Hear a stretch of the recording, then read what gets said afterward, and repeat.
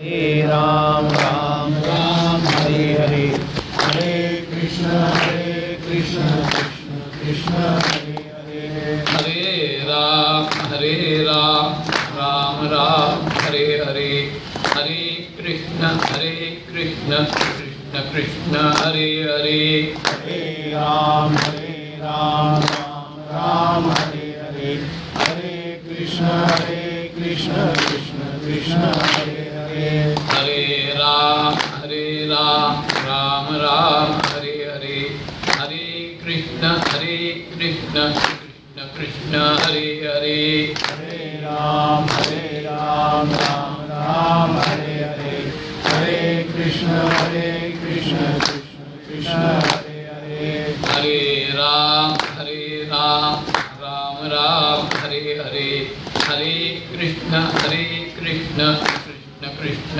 हरे हरे, हरे राम राम हरे हरे, हरे कृष्ण कृष्ण हरे हरे, हरे राम राम हरे हरे, हरे कृष्ण कृष्ण कृष्ण हरे हरे, हरे राम राम हरे हरे, हरे कृष्ण कृष्ण कृष्ण हरे हरे, हरे राम राम हरे हरे, हरे कृष्ण कृष्ण कृष्ण हरे हरे, हरे राम राम हरे हरे, हरे कृष्ण कृष्ण कृष्ण हरे हरे, हरे राम राम हरे हरे, हरे कृष्ण कृष्ण कृष्ण हरे हरे, हरे राम राम हरे हरे, हरे कृष्ण कृष्ण कृष्ण हरे हरे, हरे राम राम हरे हरे, हरे कृष्ण कृष्ण कृष्ण हरे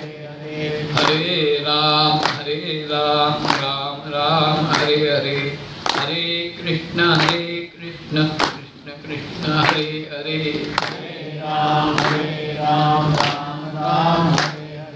हरे, हरे कृष्ण कृष्ण कृष्ण हरे हरे, हरे राम राम हरे हरे, हरे कृष्ण कृष्ण कृष्ण हरे हरे, राम राम हरे हरे, हरे कृष्ण कृष्ण कृष्ण हरे हरे, हरे राम राम हरे हरे, हरे कृष्ण कृष्ण कृष्ण हरे हरे, राम हरे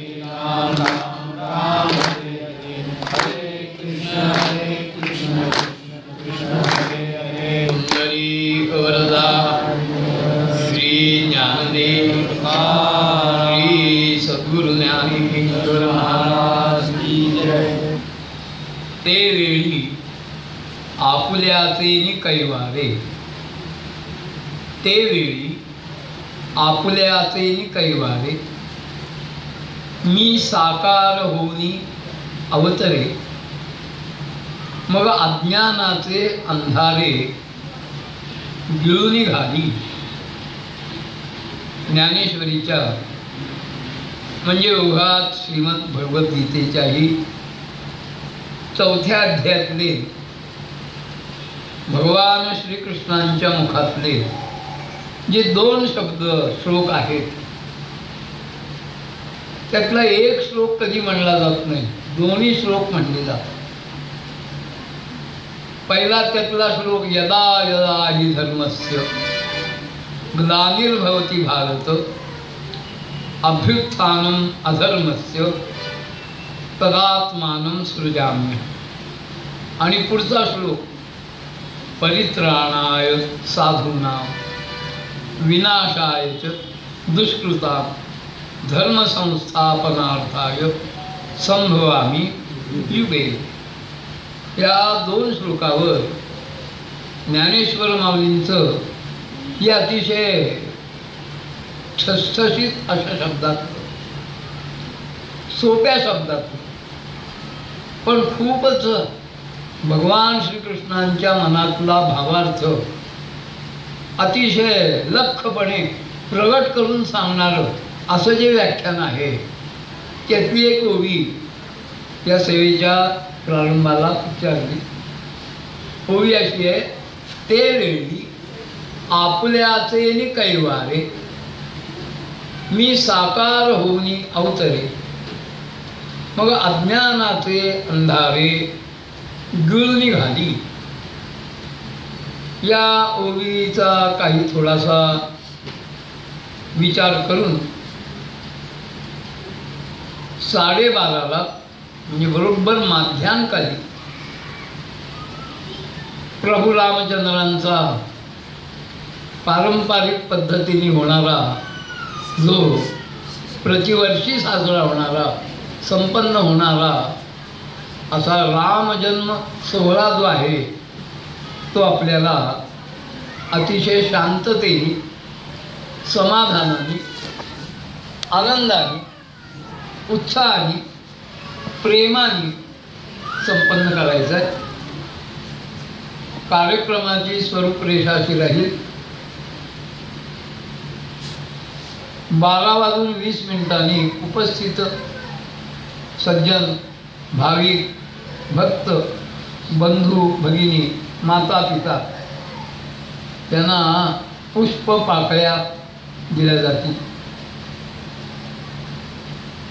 12:25 ते 12:30 पुन्हा सामुदायिकरित्या नामघोष होऊन 12:30ला जय जयकार अत्यंत शिस्तीने एकेकाने आपल्या हातात आलेल्या पुष्पपाकळ्या तिथं आणि त्या माझ्या डाव्या हाताला जे आणि प्रतीक आहे चित्र त्याच्यावर त्या अतिशय शिस्तीने त्या पुष्पपाकळ्या अर्पण करायच्या.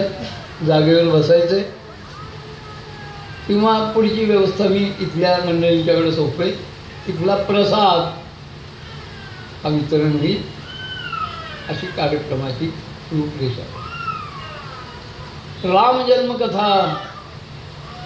अयोध्येचा राजा दशरथ शिकारीला गेला, त्याला शिकार मिळाली नाही, रात्रभर बसून राहिला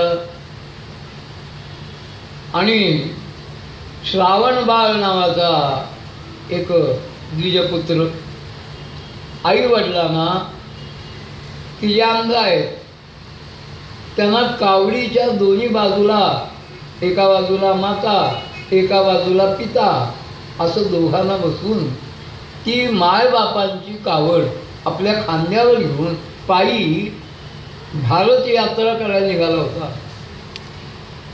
ज्या मात्या पित्यांना घेऊन तो भारत यात्रा करायला निघाला होता त्यातला अर्थ आपण लक्षात घ्यायला पाहिजे.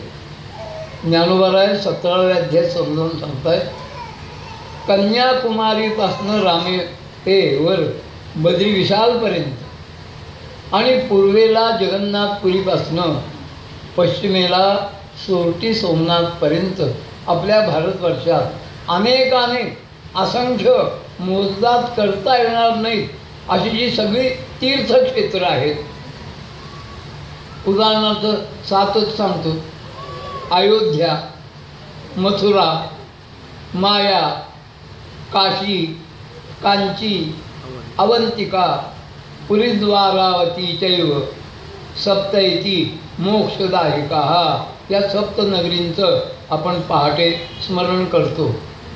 आता पुढच्या पिढीला या पुऱ्या बहुतेक माहीत नाहीत. पुढच्या पिढीला माहीत असणाऱ्या पुऱ्या खारीपुरी, पाणीपुरी, बटाटापुरी, शेवपुरी ह्याच पुऱ्या आणि प्रिय आहेत, ठाऊक आहेत. फार तर श्रीखंडपुरी, बासुंदीपुरी. पण ह्या अयोध्या, मथुरा, माया काही त्यांना ज्ञात नाही. दुर्दैवाची गोष्ट आहे. मग अशी अनेक तीर्थक्षेत्र एका पारड्यात. आणि ज्याने आपल्याला जन्म दिला, ज्याने आपल्याला लहानाचं मोठं केलं, ज्याने आपल्याला तळहाताच्या फोडापेक्षा जास्त काळजी घेऊन सांभाळलं, ज्याने आपल्यासाठी हाडाची काढं केली, रक्ताचं पाणी केलं आणि आपल्याला मोठं केलं, त्या आई बापांचं पारलं हे बाकीच्या सगळ्या तीर्थांपेक्षा आई वडिलांचं तीर्थत्व हे लाखो पटीने श्रेष्ठ आहे असं ज्ञानराजांचं आपल्याला सांगणं आहे. सकल तीर्थांचे धुरे जे का माता पितरे. 17व्या अध्यायामध्ये सात्विक शारीरिक सांगत असताना ही यादी सांगितली, प्रकार सांगितले. देव, द्विज, गुरु, प्राज्ञ, पूजनम, शौचमार्जवन. त्यातलं या मातापित्यांचं पूजन, मातापित्यांची सेवा, मातापित्यांची शुश्रूषा, त्यातले आदर्श आहेत एक श्रावण बाळ आणि एक भक्तराज पुंडलीक. पाणी हवं होतं आई वडिलांना. सरोवरावर आला, पाण्याचं लोटकं पाण्यात बुडवलं, पाण्याचा आवाज येऊ लागला आणि दशरथाला असं वाटलं की कोणीतरी वन्य श्वापद पाणी पिण्याला आले. अचूक नेम होता त्याचा. त्या आवाजाच्या दिशेने त्यांनी शरसंधान म्हणजे बाण सोडला. ते सावध नव्हतं, तो श्रावण बाळ होता. बाणाच्या योगाने तो त्याच्या आयुष्याचा हिशोब पूर्ण झाला. पण राजाला जेव्हा कळलं की अरे हा वन्य श्वापद नाही, हा ब्राह्मण पुत्र आहे, माझ्या बाणाने याचा वध झाला. त्याची शेवटची इच्छा की माझ्या आईबाप आणलेले आहेत त्यांना हे पाणी नेऊन द्या. घेऊन गेला, बोलेना. त्याने विचारलं का रे श्रावणा, तुला फार आमच्यामुळे कष्ट होतात, रागावलास का? तू बोलल्याशिवाय आम्ही पाणी घेणार नाही. आणि मग राजाच्या मुखातनं शब्द बाहेर पडले, अरे हा आपला बाळ नाही, कोण आहे? झालेली घटना त्यांनी सांगितली. पुत्र शोकाच्या दुःखाने दोघाही मायबापांनी प्राणत्याग केला आणि राजा दशरथाला शाप दिला की राजा, आम्हाला ज्या पुत्र शोकाच्या दुःखामुळं हा मृत्यू स्वीकारावा लागत आहे, तुला सुद्धा असं पुत्र शोकाचं दुःख होईल. घरी आला तळमळ. कुलगुरू वसिष्ठांना सांगितलं. ते म्हणजे राजा, अरे शाप नाही, वरदान आहे. पुत्र शोकाचं दुःख होण्यासाठी आधी पुत्र तर व्हायला पाहिजे ना, त्याशिवाय कुठं पुत्र शोकाचं दुःख. त्यामुळे अरे वर दिसायला शाप, पण आत्मत्या आणि द्विज दाम्पत्याने तुला दिलेला वरच आहे. पण जरी पुत्र कामेष्टी केलाय, त्याच्या कौसल्या, सुमित्रा, कैकेयी यांच्या पोटी राम, लक्ष्मण, भरत, शत्रुघ्न आले. आपण सर्वांना कथा माहिती. मला ही कथा काही सांगण्यात मला काही विशेष प्रयोजन वाटत नाही, पण उच्चारलेल्या ओळीच्या आधारे रामावतारातलं कार्य काय, किंबहुना सगळ्याच परमात्म्याच्या अवतारातलं कार्य काय, याचं थोडंसं चिंतन आपण केलं तर ते आपल्या जीवनामध्ये जीवन पाथेय म्हणून फार उपयुक्त ठरणार आहे. मला वाटतं आपण गाढ झोपेची वेळ जी आहे 5 तास, 6 तास, 7 तास, 9 तास ती सोडली तर मनात विचार नाही अशी स्थिती आपल्या मनाची किती काळ असते. तासभर, अर्धा तास, 10 मिनिटं, 5 मिनिटं, नवे 1 सेकंद असा जात नाही की आपल्या मनामध्ये विचारांच्या लाटा उसळत नसतात. अखंड विचार आहे. एक विचार येतो, काही काळ राहतो, जातो, दुसरा विचार येतो, तो जातो, तिसरा येतो, एकामागे अशा विचारांची गर्दी आपल्या मनरूपी प्लॅटफॉर्मवर येत असते, स्थिर होत असते, प्लॅटफॉर्म सोडून जातो.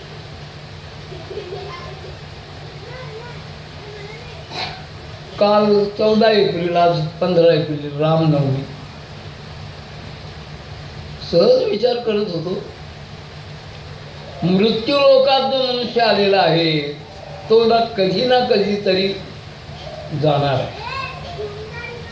मग आत्तापर्यंत असे जे अनेक थोर महात्मे आले आणि गेले. आणि कल्पना करा ना, आलेलं जर कुणी गेलंच नसतं ना तर आज या पृथ्वीचं काय झालं असतं. विचार करा, आलेला माणूस जायला पाहिजे, हो जायला पाहिजे.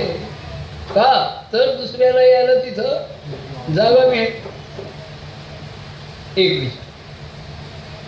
मग मृत्यूलोकात आलेल्या माणसांची आपण त्याच्या निधनानंतर सुद्धा 100वी शतकोत्तर जयंती साजरी करतो, हो की नाही? करावी, काही हरकत नाही. मग मी त्रैराशिक वकील साहेब असं मानलं की युगप्रवर्तक रामरायांना ह्या मृत्यूलोकामध्ये रघुकुलामध्ये सूर्यवंशामध्ये अवतीर्ण होऊन किती हजारो वर्ष झाली. हजारो नाही, लक्षावधी कोट्यावधी वर्ष झाली. पण मला वाटतं अजून आपल्याला रामाचा विसर पडलेला आणि पडणारही नाही. आपल्या दिवसाची सुरुवातच कशाने आहे? राम राम. एकमेकाला एकमेक भेटलो म्हणजे आपल्याला विनंती आहे, हॅलो म्हणू नका, राम राम म्हणा. ती आपली भारतीय संस्कृती. मग आज त्यांच्या प्रगट दिनाचा असा सोहळा आपण साजरा करतोय. किती उत्साहाने व्हायला पाहिजे, किती कौतुकाने व्हायला पाहिजे, किती आदराने व्हायला पाहिजे. तेवढ्या मोठ्या अत्यंत भव्य दिव्य सुशोभित प्रचंड संख्येने रामरायांच्या जन्मदिनानिमित्त केवढ्या भव्य मिरवणुका संचलन व्हायला पाहिजेत. होत नाही त्याची मला तरी खंत वाटते. ही झाली पाहिजे. रामरायांना त्याची गरज नाही याची मला पूर्ण जाणीव आहे. पण आमचं उत्तरदायित्व आहे, आमची जबाबदारी आहे की प्रभू रामकृष्णांची नवमी आणि भगवान श्रीकृष्ण परमात्म्यांची जन्माष्टमी ह्या दोन आणि विभूतींचे भगवत अवतारांचे जन्मोत्सव जे आहेत हे आम्ही किती धूमधडाक्याने साजरे करायला पाहिजेत. आम्हाला जर आमच्या आणि धर्माचा अभिमान असेल, गर्व नसावा पण अभिमान जरूर असावा. गर्व वेगळा तो बाधक ठरतो, अभिमान हा सार्थ ठरतो. मग असा जर आम्हाला आमच्या धर्माचं संस्थापन करण्यासाठी परब्रह्म परमात्मा वेळोवेळी अवतीर्ण झाला, त्या अवतारांच्या विषयी जर प्रेम असेल, आदर असेल, श्रद्धा असेल, भाव असेल, भक्ती असेल तर आम्ही भगवान श्रीकृष्ण आणि प्रभू रामचंद्र या दोन अवतारांचे आम्ही किती दणक्यात हे आणि प्रगटोत्सव साजरे करायला पाहिजे. माझं तुम्हाला एक आव्हान आहे असं म्हणलं तरी चालेल की दिन प्रतिदिन वर्ष प्रतिदिन हे राम आणि कृष्ण या दोघांचे जन्मदिन जे आहेत, गोकुळाष्टमी आणि रामनवमी, हे जास्तीत जास्त धूमधडाक्यात अतिशय आनंदाने उत्साहाने प्रेमाने अत्यादराने भावभक्तीने हे संपन्न व्हायला पाहिजे. ही काळाची गरज, मला पुढचा शब्द माहीत आहे पण मला जरा वेगळं सांगायचं आहे. काळाची गरज तर आहे पण देशाच्या सुव्यवस्थेसाठी या उत्सवांची नितांत गरज आहे. असो, सुज्ञास अधिक सांगणे न रही. तो म्हणलं की बरोबर तेवेळी आपल्याचेनी काही व्हावे, मी साकार होऊनी अवतरे, मग अज्ञानाचे अंधारे गिळून घाली. या दोन श्लोकावरच्या ओळीतली ओळी आहे. श्रीमद भगवद्गीता हा संवाद आहे. कोणाकोणातला संवाद आहे? भगवान द्वारकाधीश श्रीकृष्ण परमात्मा आणि अर्जुनासारखा श्रेष्ठ अंतरंग भक्त, याला भगवंत आणि भक्त यांच्यातला संवाद. अनेक संवादाची जोडी याच्यात. हस्तिनापुरामध्ये अंध कौरवांचा पिता राजा धृतराष्ट्र आणि त्याचा सेवक संजय, जो व्यासांच्या कृपेने पात्र झालाय आणि हस्तिनापुरात राजाच्या पायाशी बसून कुरुक्षेत्रावर चाललेल्या सगळ्या घडामोडी तो पाहतोय आणि पाहिलेलं ते सगळं राजाला सांगतोय. म्हणजे मला एक आपल्याला विचारायचं आहे, ऑडिओ आणि व्हिडिओ ही संकल्पना आज काही नव्याने नाही कोणी शोधून काढली. ही धृतराष्ट्राच्या वेळी उपलब्ध होती, फक्त ती मर्यादित व्यक्तींच्या पुरती होती. आज ती घरोघर झालेली आहे. याचं श्रेय विज्ञानाला द्यायलाच पाहिजे. पण त्यावेळी होती हे निश्चित. आणि असा हा धृतराष्ट्र आणि संजय यांचा संवाद. ज्ञानेश्वरीमध्ये ज्ञानेश्वर महाराज आणि त्यांचे सद्गुरू श्रीमंत निवृत्तीनाथ यांचा संवाद आहे. आणि ज्ञानेश्वर महाराज आणि ज्ञानेश्वर नानांच्या समोर हे धर्मसंकीर्तन चाललेलं असताना जे भाग्यवान श्रोते होते ना, त्या श्रोत्यांचा आणि माऊलीचा संवाद आहे. अशा संवादाच्या जोड्या. चौथ्या अध्यायामध्ये अर्जुनाने शंका काढली आहे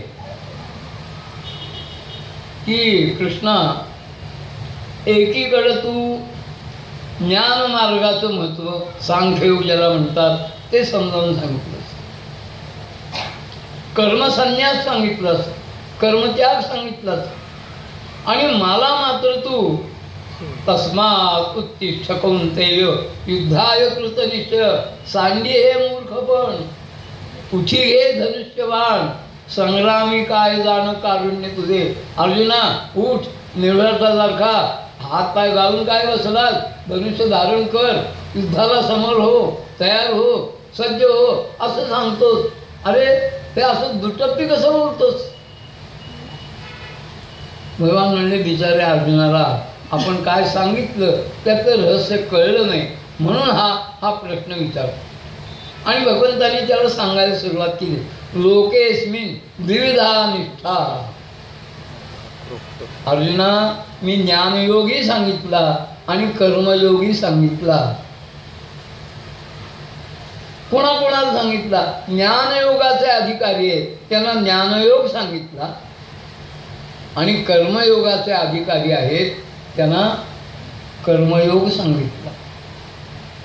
जाता तर मला एक सध्याच्या विद्यार्थी जीवनाविषयी काही सांगायचं. खूप विद्यार्थ्यांचा असा समज आहे, आर्ट्सची पदवी घेण्यामध्ये काही बुद्धी लागत नाही. सायन्सपेक्षा आर्ट्स शाखेला बुद्धीचा खरा कस लागतो. का? शास्त्रामध्ये जे प्रमेय आहेत, जे सिद्धांत आहेत, जी गणितं आहेत, जी समीकरणं आहेत, ती कधी बदलत नाही. आणि आर्ट्समध्ये तुमच्या बुद्धीची प्रागल्भ्यता जी आहे, त्या बुद्धीचा खरा कस हा आर्ट्सकडं लागतो. पण हे आता सध्याच्या युगातल्या विद्यार्थ्यांना हे कळत नाही. हे इतकं सांगायचं कारण, पात्रता पाहिजे. ज्ञानयोग त्यांना सांगितला ज्यांची ज्ञानयोगाची पात्रता आहे, आणि कर्मयोग त्यांना सांगितला ज्यांची कर्मयोगाचीच पात्रता आहे. आपल्या आहार पद्धतीने काजू, बदाम, अक्रोड, सुके अंजीर, सुकी केळी, बाकीचे ड्रायफ्रूट्स खायपासनं कोणाला बंदी केली आहे का? ड्रायफ्रूट्स कोण खाऊ शकतं? ड्रायफ्रूट सगळे खाऊ शकत नाहीत, जरी बंदी नसली तरी. आणि भाकरी सगळे खाऊ शकतात. जो वेलचं टॅक्स भरतो तोही भाकरी खाऊ शकतो, आणि ज्याला भीक मागून पोट भरावं लागतंय तोही भाकरी खाऊ शकतो. कर्माचे सगळे अधिकारी आहे आणि ज्ञानाचे थोडे अधिकारी. लोकेस्मिन द्विविधा निष्ठा पुरा प्रोक्ता मयानं. मी फार पूर्वी या 2 निष्ठा अधिकार परत्वे सांगितल्या. आणि अर्जुन हा जीवाचं काम करून ऐकतोय. तो म्हणला आणि कोणाकोणाला सांगितल्या? पुढच्या श्लोकात भगवान सांगतात, इमं विवस्वते योगम प्रोक्तवान हमव्यम विवस्वान मनवे प्राह मनुरिक्ष्वा कवे ब्रवी. अर्जुन बुद्धिमान आहे. तू म्हणला हा कृष्ण आणि मी एका कालावधीतले, आम्ही बरोबरीच. मराठीतला शब्द सांगायचा तर आम्ही दोघं लंगोटी या, म्हणजे इतक्या बरोबरचे, एका वयाचे आम्ही. आणि तो विवस्वान कोण, इक्ष्वाकू कोण, मनु कोण, हे आमच्या आजे पणजे खापर पणज्या नाही ठाऊक नाही. आणि हा कुठं त्यानं सांगायला गेला? आणि त्याने विचारलं, का रे कृष्णा तू खोटं बोलतोस? असं म्हणायचं माझं धाडस नाही आणि तू बोलणारही नाही. पण मला हे उलगडत नाही की ते इक्ष्वाकू मनू वैवस्वत मनू यांना केव्हा सांगायला गेलास? मग म्हणले, अर्जुना तुझी शंका अगदी बरोबर, आणि तू विचारलीस ना, मला राग नाही. हां, अरे आई, अरे बहुनी मे व्यतीतानी जन्मानी तवच्या अर्जुन. आणि आता संस्कृत कळत नाही. मला सकाळी नंतर सुनील म्हणलं की आता ग्रामीण भागातले विद्यार्थीसुद्धा मराठी भाषा ऑप्शनला टाकतात आणि जर्मन भाषा घेऊन ग्रॅज्युएट होतात. अरे मराठी बोला रे, मराठी शिका, मराठी लिहा. मराठी आपली मायबोली आहे. आपल्या मित्राची आई विद्वद्ध्ये असली, प्रकांड पंडित असली, धनाढ्य असली, गुणवंत असली, आपल्या मित्राच्या आईचा आपल्याला उपयोग आहे का आपल्या आईचा आपल्याला उपयोग आहे? आपल्याला उपयोगी पडणारी आई कोण? आपली का मित्राची? बाकीच्या भाषांचा राग करू नका. जगात राहायचंय ना, इंग्रजी आलंच पाहिजे. पण त्यासाठी आमच्या मुलाला मराठी नाही कळत हो, आम्ही इंग्लिश मीडियात घातलाय. लाज शरम वाटली पाहिजे ज्यांची मराठी मातृभाषा आहे त्यांना. इंग्रजी आलंच पाहिजे. जगताच्या पाठीवर कालाच्या प्रभात नांदायचे, पण त्यासाठी मराठी विसरण्याची गरज नाही. मला एक आत्रेयांच्या जीवनातला प्रसंग आठवतो. आत्रे एक विलक्षण आणि व्यक्तिमत्व होतं. ते विधानसभेला मुंबईतनं उभे राहिले आणि पुण्यातनंही उभे राहिले. 2 ठिकाणी उभे राहिले. आणि ते पुण्यात पडले, मुंबईत निवडून आले. आणि निवडून आल्यावर त्यांनी पुण्यात भाषण केलं. आईने ढकललं पण मावशीने मांडीवर घेतलं म्हणजे. आचार्य आत्रे होते हो, मराठी भाषेवर अत्यंत पुढे. तसं मराठी आलंच पाहिजे. आणि मावशी जी आहे इंग्रजी, तीही आलीच पाहिजे, चांगल्या प्रकारे आली पाहिजे, कळली पाहिजे, बोलता आली पाहिजे, वाचता आली पाहिजे, लिहिता आली पाहिजे. पण त्याच्यापेक्षा जास्त प्रेम हे मराठी असे आमची मायबोली त्या मराठीवर असलं पाहिजे. असं तू विचारलं ठीक आहे, कळत नाही संस्कृताचा, मराठी कळत नाही. अरे बहुनी मे व्यतीत आहे, तर संस्कृत कळत नाही त्यामुळं मनाजोगा काही अर्थ लावतात. एक जण माझ्याकडे आले, बरीच वर्ष झाली त्याला. ते म्हणजे अण्णा मी संशोधन केलं. चांगली गोष्ट. कशाचं? कृष्णाची जन्मतारीख आणि अर्जुनाची जन्मतारीख मी शोधून काढली. तुम्हाला कुठं पुरावा मिळाला? असं काय करता म्हणले? गीतेच आहे 4थ्या अध्यायात. म्हणलं बहुतेक गीता मी वाचतो, अनेक वर्ष वाचतोय, मला तरी कुठं आवडते काय म्हणले? 4था अध्याय काढला. बहुनी मे व्यतीतानी, 9 मे ही कृष्णाची जन्मतारीख आणि जन्मानी तव 4 जून, अर्जुनाची 4 जून हे अकलेचे कांदे. काय होणार असं? अर्थ असा आहे, आत्तापर्यंत मी अनेक वारंवार अवतीर्ण झालो आणि अर्जुना तुझे याच्या आधी कितीतरी जन्म झाले. फरक काय? मी ज्या ज्यावेळी अवतीर्ण झालो ते सगळे अवतार माझ्या पूर्ण अवतार कार्यासहित लक्षात आहेत. आणि अर्जुना तुला गेला जन्मसुद्धा आठवत नाही. हा तुझ्या माझ्यात फरक आहे. तिथनं हा विषय आला आहे. आणि मी काय येतो? यदा यदा हि धर्मस्य ग्लानिर्भवति भारत अभ्युत्थानम अधर्मस्य तदात्मानं सृजाम्यहम्. आणि कार्यपद्धती परित्राणाय साधूना विनाशाय च दुष्कृता धर्मसंस्थापनार्थाय संभवामी युगे युगे. ही माझी कार्यपद्धती प्रत्येक अवतारात. आणि ह्या श्लोकावरचं जे माऊलीचं भाष्य आहे त्यातली आजची प्रस्तुती उभी आहे. ते वेळी आपुल्याचेनी कैवार.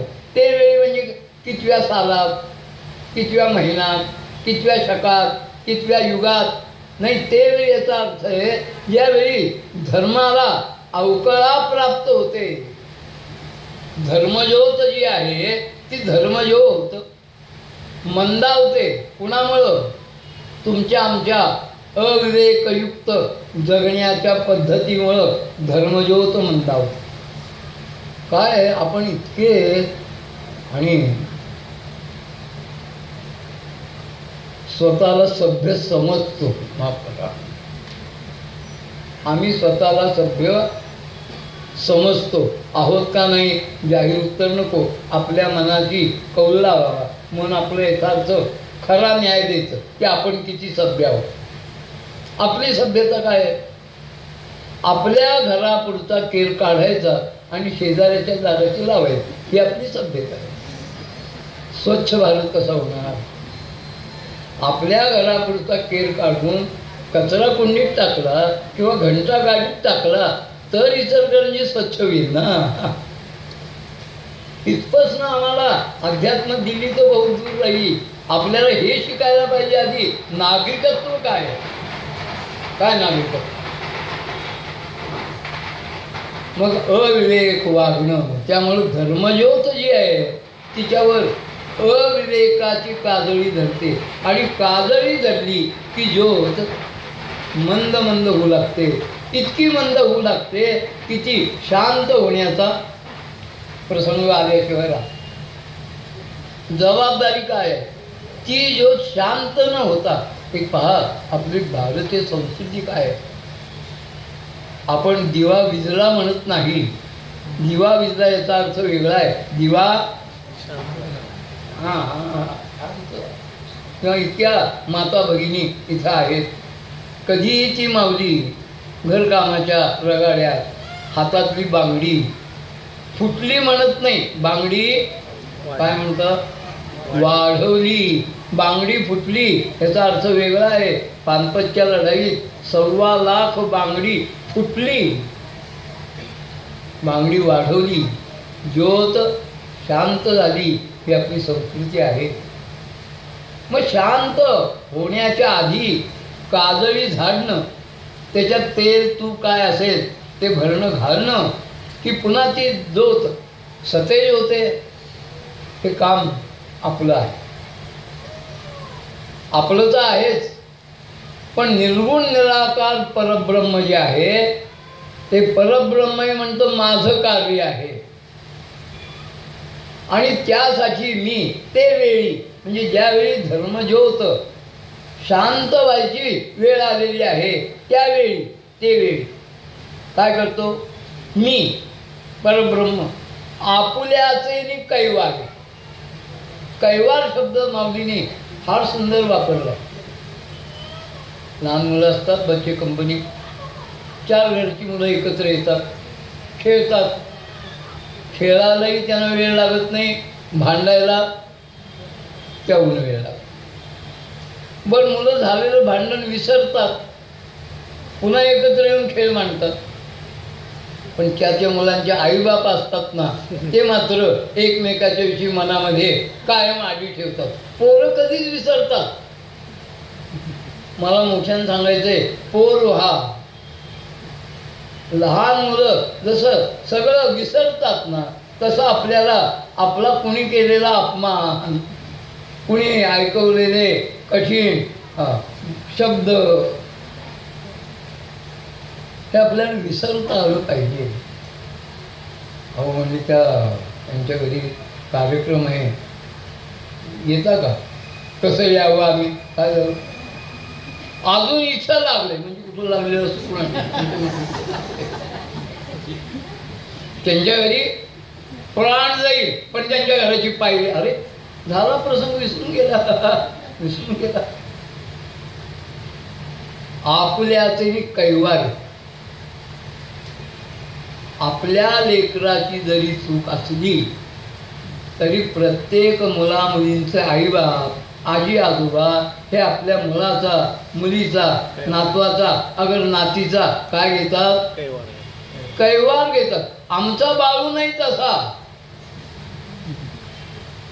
आमची कन्या नाही तशी, तुमचंच पोर भयंकर अवगणी आहे, आपला तो बाब्या. लोकांचं ते कळलं का? कैवार. भगवान म्हणतात मी सुद्धा कैवार घेतो. आईबाप घेतली त्यात काय नव्हतं, मी घेतो. पण कुणाचा? आपुल्याचे नि कैवार.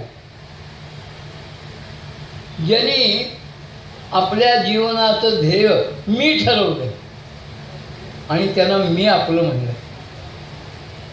लक्षात घ्या, दोन वेगळे स्तर आहेत. तुकोबारायांचा अभंग आहे, देव माझा मी देवा, मी देवाचा आहे, मी देवाचा आहे, मी रामाचा आहे, मी माझ्या कुटुंबियांचा आहे, मी माझ्या समाजाचा आहे, मी माझ्या राष्ट्राचा आहे, मी विश्वाचा आहे. मी फक्त कुटुंबाचा आहे. ही अतिशय आणि खुडूक वृत्ती झाली. आणि मी विश्वाचा आहे शब्द सांगतो तुम्हाला. युनोने आपल्याला काय शब्द दिला? विश्व बंधुत्व ही युनोची घोषणा आहे. आणि आपल्या भागवत धर्माची, आपल्या वैदिक धर्माची, आपल्या हिंदू धर्माची घोषणा काय आहे? विश्वात्मकत्व. पुन्हा दोन शब्द उच्चारतो, विश्व बंधुत्व वेगळं आणि विश्वात्मकत्व वेगळं. आम्ही विश्वातले सगळेजण एकमेकाचे बंधू आहोत ही भावना, आणि विश्वातल्या सर्व प्राणीमात्रातला आत्मा आणि माझ्यातला अंतरात्मा हा एकच आहे. सर्वागटी राम देहादेही एक, सूर्यप्रकाशक सहस्रश्मी, याला म्हणतात विश्वात्मकत्व. म्हणून ज्ञानोबारायांनी पंढरीचे वारकरी असून सुद्धा पसायदान मागताना देवाचं कोणचं नाव उच्चारतं? आता विश्वात्मके देवे. केवढी व्यापकता आहे. मीडिया नव्हते, माईक सिस्टीम नव्हती, प्रसिद्धीची साधनं नव्हती, छपाईची साधनं. त्यावेळी म्हणतात आनंदाचे आवारू मांडू जगा. कुठं महाराष्ट्र, तर कुठं पुणे जिल्हा, त्यातला चाकण परगणा, त्यातला खेड तालुका, त्यातला आळंदी हे गाव 800 वर्षापूर्वीचं, तिथं राहणारा हा 16 वर्षाचा महात्मा आनंदाचे आवारू मांडू जगा. केवढं विश्वात्मकत्व. तसं बाबा अर्जुना त्यावेळी आपुल्याचे नाही काही बात. काय रामनवमीच आहे, रामांच्याच चरित्रातल्या गोष्टी सांग. आपणा सर्वांना माझ्यापेक्षा कथा चांगल्या ठाऊक आहे, हे मला पूर्ण ठाऊक, पण तरी सांग. ज्यावेळी प्रभू रामराय वाली आणि सुग्रीव या दोघा बंधूंच्या वादात पडले. आपल्याकडची एक परंपरा सांगतो. परवा मला एका मुलीला सांगायला की बा, दोन सख्या बंधूंच्या मध्ये तिसऱ्या कोणीही बसू नये, ही आपली परंपरा आहे. कोणीही बसता कामा नाही. अगदी अपत्याने सुद्धा दोन बंधूंच्या मध्ये नाही, पती पत्नीमध्ये. पण काय आहे कुंद्रे, मला फार वेळा ह्या आणि पापाला सामोरं जावं लागतं. कुणाच्याही विवाहाला अक्षत टाकण्यासाठी अश्वत्थाने गेलो ना, प्रथम अण्णांना व्यासपीठावरून येतात. ते मला पायातलं घालून त्या, आम्ही त्यालाच बघलं समजतो हल्ली. मला जायचं नसतं. तुम्ही अण्णा असू द्या, काही हरकत नाही, जातो नाही लागत. ते फोटोग्राफर जे असतात ना, फोटो सेशन, 10-12 फोटोग्राफर, त्यांचे फ्लड लाईट्स, आणि ते म्हणतात हां तुम्ही दोघं आणि एक जण अण्णांच्या उजव्या हाताला, एक जणांच्या डाव्या हाताला. अहो हे माझ्या हातनं तेवढं पाप होतं प्रत्येक लग्न समारंभात जिथं जात होते. पती पत्नी दाम्पत्यामध्ये भगवंत असला तरी सुद्धा त्यांनी उभं राहायचं नाही. पण त्यांना फोटो हवा असतो. आम्ही म्हणतो मी तुमच्या पुढं उभा राहतो किंवा तुमच्या मागं उभा राहतो. नाही नाही, ते म्हणतात एकीकडं ही एकीकडं मी. मी म्हणतो असं होऊ नका, एकत्र नांदा सौख्य बरे. सांगायचं कारण कैवा रे भगवा आपुल्याचे नाही, मी देवाचा आहे, मी देवा. अवघडच आहे मी देवाचा आहे म्हणणं. मी देवाचा आहे हे वाक्य खरं केव्हा होईल? ज्यावेळी देव म्हणेल की हो हा म्हणतोय ना मी देवाचा आहे, हा खरंच माझा. ज्यावेळी भगवान म्हणतील की हा माझा आहे, तेव्हा या वाक्याला पूर्णार्थ प्राप्त होईल. मी देवाचा आहे हे अर्धवट वाक्य झालं. कळलं का कैवार काय आहे? वाली आणि सुग्रीव या दोघा बंधूंच्या आणि वादामध्ये प्रभू रामराय पडले. मला आपल्याकडनं उत्तर हवं. एक बाणी धनुर्धारी राम, वालीवर त्यांना सहज विजय मिळवता आला नाही. हां, मी विचारपूर्वक पुढचं वाक्य उच्चारतोय. विचार करा, चुकीचं नाही आहे, वाटेल चुकीचं नाही आहे. रामरायांनी वालीला जो मारला तो कपटाचरणाने मारला. त्याशिवाय रामरायांना तिथं दुसरं गत्यंतर वाली आटपला नसता. आणि कार्यकारण भाव इतका आहे. आता जे आणि कॉमर्सचे विद्यार्थी आहेत त्यांना अकाउंटन्सी आहे, आणि अकाउंटन्सीतलं प्रमेय काय आहे? शेवटच्या ज्या डाव्या उजव्या बेरजा आहेत त्या काय पाहिजेत? एक पाहिजेत ना, 10. उत्तर वरचा हिशोब बरोबर. तसं आमच्या कर्माचा हिशोब बरोबर झाला पाहिजे. रामरायांनी ज्या कपटाचरणाने वालीला मारला तोच वाली कृष्णावतारामध्ये व्याध म्हणून जन्माला आला. आणि कृष्णावतार परिपूर्ण होण्याच्या वेळी बसलेले भगवान श्रीकृष्ण हे कृष्ण नसून त्या काळवीट आहे अशा समजुतीने त्या व्याधानी की जो रामावतारातला वाली त्यांनी आणि बरोबर जमा खर्च बेरीज बरोबर केली, त्यांनी बाण मारलं. इतका आपल्याकडं कार्यकारण संबंध आहे. कोणतंही कार्य म्हणलं की त्याला मागं कारण आहे, उगाच नाही. प्रत्येक घटनेची आपल्या शास्त्राने संगती सांगितली, उगाच अकल्पित काही नाही.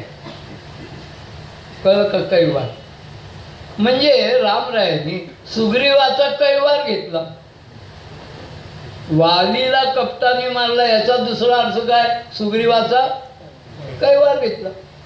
ते सांगतात भगवान आपुल्याचे कैवार आहे का? सुग्रीव म्हणलाय रामा सर्वस्व काय आहे? तूच माझा तारणहार आहे. मारलं तरी तू, चाललं तरी तू. कैवार मी वारंवार अवतीर्ण होतो ते वेळी आपुल्याचे कैवार. पण कसं व्हावं लागतं? साकार होऊन अवतर. मी जो निराकार निर्गुण आहे तो मी साकार होतो, साकार होऊन अवतर. मला वाटतं 2-4 प्रवचन करायला पाहिजे, सोडून देतो मी. 12:20 होत आली आहेत. आणि 2 मिनिटांनी पुष्पपाकळ्या उपस्थितांना वाटायला प्रारंभ करा. आणि कार्य काय? अज्ञानाचे अंधारे गिळून घाल.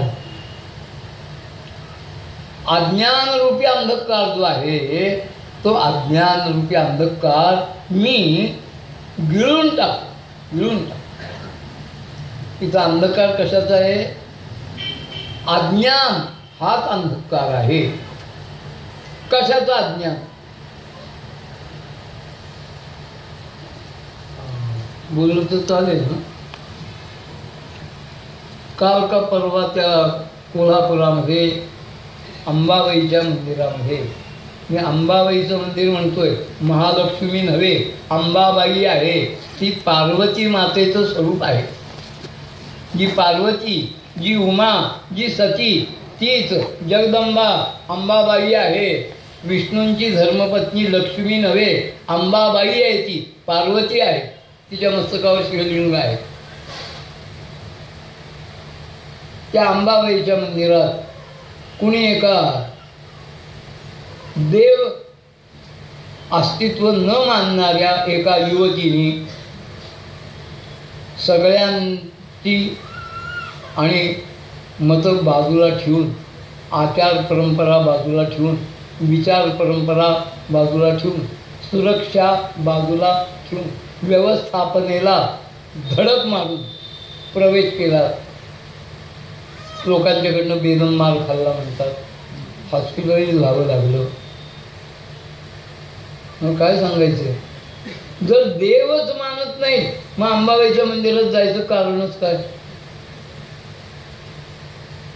त्या माऊलीने आपल्या अंतःकरणाची विचार करा. हां, देव मानताय, मग एक वेळ हा दंगा केला तर ठीक आहे. देवच मानत नाही मग अंबाबाई काय? आता आजचं त्यांचं स्टेटमेंट आहे, हाजी अलीला जाणार मुंबईला, जिवंत राहणार नाही बाई. आम्ही फार सहिष्णू आहोत. तिने वक्तव्य केले, त्याला मारायचाच घाट होता. तिच्या मुखातली मुक्ताफळं आहेत. मीडियाने त्याला खूप प्रकाशच होत दिलाय. मीडिया एक फाजील आहे पा. ही काय हाजी अली जातीये? शक्यच नाही. का? ती माणसं कळली आहे, ताठ आहे. धर्मांध म्हणलं तरी चालेल, पण ती त्यांची निष्ठा आहे. आम्हाला आमच्या धर्माबद्दल खेद, खंत, लज्जा, शरम, मान, सन्मान काही वाटत नाही. ही लज्जास्पद गोष्ट आहे. अरे आम्हाला हिंदू म्हणून घ्यायला लाज वाटते. याच्या इतकी शरमेची दुसरी गोष्ट नाही. आम्ही हिंदू आहोत. हे हिंदूंचं राष्ट्र आहे. या हिंदू राष्ट्रामध्ये कोणत्याही धर्म, जाती, पंथ, संप्रदाय याला सन्मानाने राहण्याचा पूर्ण हक्क आहे. आम्ही कुणालाही प्रतिबंध केलेला नाही. पण त्यांनी आमच्या धर्माकडे जळजळीत नजरेने पाहण्याचं आम्ही खपवून घेणार नाही. खपवून घेतलेलं चालणार नाही. Tit for